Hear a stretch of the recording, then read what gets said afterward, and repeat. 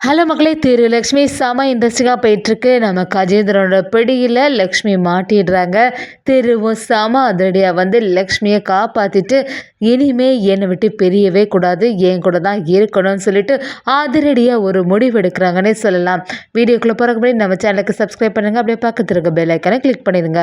அப்பதான் நான் போடுற வீடியோலாம் உங்களுக்கு நோட்டிஃபிகேஷனா வரும். லக்ஷ்மி நம்ம திருவோட வீட்டை விட்டு வெளியில வந்துடுறாங்க. கஜேந்திரனும் ஒரு கட்டத்துல லக்ஷ்மிய பார்த்துடுறாங்க. இனிமே இந்த லக்ஷ்மியை சும்மாவே விடக்கூடாதுன்னு சொல்லிட்டு லக்ஷ்மின்னு துரத்தி போக ஆரம்பிக்கிறாங்க.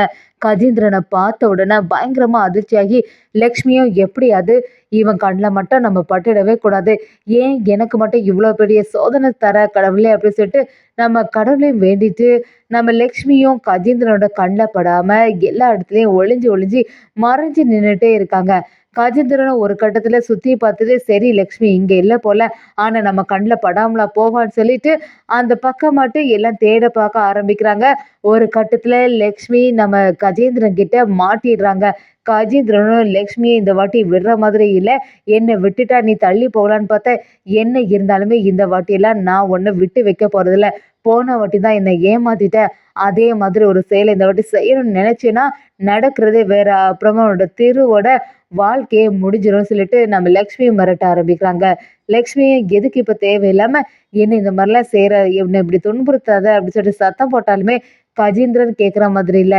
சீக்கிரத்துல இவளை இந்த காருக்குள்ள ஏத்தணும்டா அப்படின்னு சொல்லிட்டு கஜேந்திரன் சேர்ந்து நம்ம லக்ஷ்மி அந்த காருக்குள்ள ஏத்திட்டு போறாங்க. அப்படி நம்ம மோகனவழியும் கஜேந்திரன் கிட்ட என்ன கஜேந்திரா அந்த லக்ஷ்மியை பாத்தியா, அவ கண்டுபிடிச்சிட்டியா என்னைய ஆச்சு அப்படின்னு கேட்கும்போது நம்ம கஜேந்திரனும் ஆமாக்கா என் கூட தான் இந்த லக்ஷ்மி இருக்கா, நாங்க 2 பேரும் தான் சேர்ந்து ஊருக்கு வரலான் இருக்கோம் அப்படின்னு சொன்ன உடனே நம்ம மோகனவழியும் அந்த லக்ஷ்மி எல்லாம் லேஸ்ல எடை போடாத சரியான ஆளு, எப்ப எதுனாலும் செய்வா, அதனால பேசாம வர வழியிலேயே அவளுக்கு கழுத்துல தாலி கட்டிட்டு கூட்டிட்டு வந்துரு, அது மட்டும் கட்டிட்டீன்னா அதுக்கப்புறமா நம்ம ஈஸியாட்டு அவளை வந்து இங்கேயே இருக்க வச்சிடலாம் அப்படின்னு சொல்லிட்டு நம்ம மோகனவழியும் கஜேந்திரன் கிட்ட பேசிட்டு இருக்காங்க. இத பாட்டி கேட்டுறாங்க. பாட்டி கேட்டு பயங்கரமா அதிர்ச்சி ஆயிடுறாங்க. என்ன இருந்தாலுமே இந்த மோகனவள்ளி நம்ம லக்ஷ்மிய நிம்மதியே இருக்க விட மாட்டா போல. அவளே அந்த திருத்தம்பி கூட நல்ல நான் அமைதியான வாழ்க்கை வாழ்ந்துட்டு இருக்கான்னு பார்த்தா, இது அதுக்கிடையில அந்த கஜேந்திரனும் அங்க போய் லக்ஷ்மிய பிடிச்சிட்டானா, இதெல்லாம் சும்மாவே விடக்கூடாது. இப்ப வேற நம்ம இங்க இருக்கோம், என்ன செய்யறதுன்னு தெரிய மாட்டேங்குதே அப்படி சொல்லிட்டு பாட்டியும் யோசிக்க ஆரம்பிக்கிறாங்க. அப்படி யோசிச்சுட்டு இருக்கும்போது சரி நம்மனால தான் இப்போ உடனே அங்க போய் காப்பாத்த எதுவுமே முடியாது. பேசாம அந்த திருத்தம்பியோட ஃபோன் நம்பரை நம்ம இங்க எங்கேயோ தானே எழுதி வச்சோம், அதை எடுத்து ஃபோன் பண்ணி எல்லா விஷயத்தையும் சொல்லிட்டா திருத்தம்பி கண்டிப்பா லக்ஷ்மியை காப்பாத்திடுவாரு அப்படின்னு சொல்லிட்டு நம்ம பாட்டி ஒரு பிளான் பண்றாங்க. அதுக்காக அந்த பேப்பர் எல்லாத்தையுமே தேடி பார்க்க ஆரம்பிக்கிறாங்க. எங்கேயுமே அந்த ஃபோன் நம்பர் எழுதின பேப்பரை காண மாட்டேங்குது. பைரவனும் பாட்டி கிட்ட வந்து என்ன பாட்டி எதை தேடிட்டு இருக்க, அது வேற ரொம்பவே பதட்டமா இருக்க மாதிரி இருக்கு, என்ன விஷயம் அப்படின்னு விசாரிக்கும் போது நம்ம பாட்டியும் இல்லடா லக்ஷ்மிக்கு மறுபடியும் ஆபத்து வந்துட்டு அந்த மோகனவழியும் கஜேந்திரனும் சேர்ந்து அந்த லக்ஷ்மியோட வாழ்க்கை நல்லபடியா இருக்கக்கூடாதுன்னு நினைச்சிட்டாங்க. அந்த கஜேந்திரன் வந்து லக்ஷ்மிய அப்படியே கடத்திட்டு வரான் அப்படிங்கிற விஷயத்த எல்லாத்தையுமே நம்ம பைரவன் கிட்ட சொல்ல உடனே பைரவன் அப்படியே ஷாக் ஆயிடுறாங்க. என்ன சொல்ற பாட்டி, இப்ப என்ன செய்யறது, எப்படி அது லக்ஷ்மியை காப்பாத்துறேன்மே, பாவம் அவா அப்படின்னு சொல்லும்போது பாட்டி இதுக்கு ஒரே வழிதான் இருக்கு, அந்த திருத்தம்பியோட ஃபோன் நம்பரை இங்கே எங்கேயோ தான் எழுதி வச்சு அந்த பேப்பரை வேற காண மாட்டேங்குது, அது மட்டும் கிடைச்சிச்சுன்னா திருத்தம்பிக்கு ஃபோன் பண்ணாலே போதும், அதுக்கப்புறமா அவங்களே பார்த்துப்பாங்கன்னு சொல்ல ஆரம்பிக்கிறாங்க. பைரவனும் நீ சொல்றது எல்லாம் சரிதான் பாட்டி, கண்டிப்பா திருத்தம்பிக்கிட்ட இப்பவே ஃபோன் பண்ணிட வேண்டியதான்னு சொல்லி தேட ஆரம்பிக்கிறாங்க. ஒரு கட்டத்துல அந்த பேப்பர் கீழே விழுது. அந்த பேப்பர் துண்டுல திருக்குமரனோட நம்பர் இருக்கிறத கவனிச்ச பாட்டியும் சீக்கிரத்துல ஃபோன் போடுடா, அதுக்குள்ள நம்ம லக்ஷ்மிக்கு ஏதாவது ஆபத்து வந்துட போகுதுன்னு சொல்லிட்டு நம்ம பைரவனும் ஃபாஸ்டா திருவுக்கு ஃபோன் பண்ண ஆரம்பிக்கிறாங்க.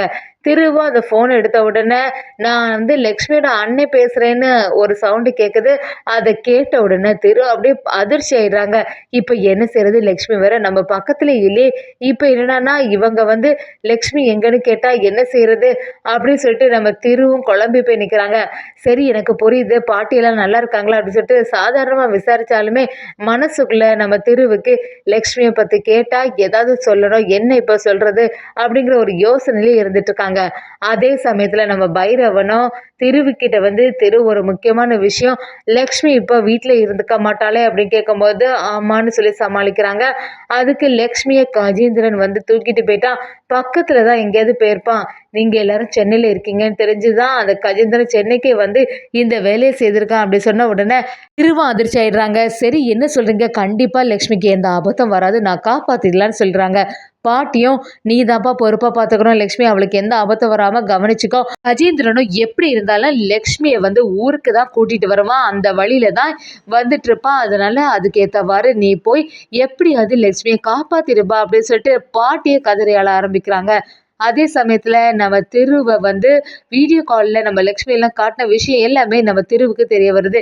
திருவும் அப்படியே குழம்பி போய் அப்ப இத்தனை நாளா இந்த லக்ஷ்மி நம்ம கூட தான் இருந்துட்டு நம்மளை பத்தின எல்லா விஷயமும் தெரிஞ்சிருக்கா. ஆனா நமக்கு தான் எதுவுமே தெரியல. எப்படியாவது லக்ஷ்மியை கஜேந்திரன் கிட்ட இருந்து காப்பாத்திடணும்னு சொல்லிட்டு நம்ம திருவும் ஃபாஸ்டா அந்த இடத்துக்கு வர்றதுக்கு தயாராகுறாங்க. அதே சமயத்துல இன்னொரு சைடு பாத்தீங்கன்னா நாம கஜேந்திரனும் லக்ஷ்மியை பார்த்து லக்ஷ்மி இந்த வாட்டி நீ தப்பிக்க போறதே இல்லை. போன வாட்டி தான் அந்த சான்ஸை மிஸ் பண்ணிட்டேன். மனமேடையில இருந்து என்னை விட்டுட்டு நீ எவ்வளோ தைரியம் இருந்தால் எழும்பி போயிருப்ப.